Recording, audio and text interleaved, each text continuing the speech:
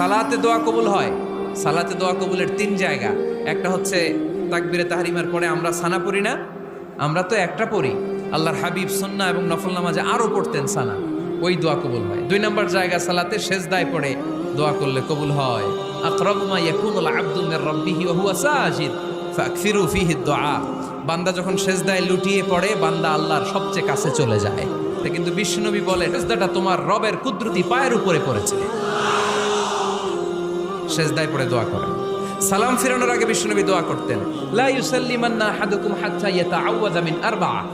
আল্লাহর হাবিব বললেন, চার জিনিস থেকে পানাহ না আছে আমার কোন উম্মত যেন সালাম না ফিরায়। তারা যেন পড়ে, আল্লাহুম্মা ইন্নী আউযু বিকা মিন আযাবিল কবর, আউযু বিকা মিন আযাবি জাহান্নাম, আউযু বিকা মিন ফিতনাতিল মাহইয়া ওয়াল মামাত, আউযু বিকা মিন ফিতনাতিল মাসিহিদ দাজ্জাল। আল্লাহ কবরের আযাব থেকে বাঁচাও, আল্লাহ জাহান্নামের আগুন থেকে বাঁচাও, আল্লাহ জীবন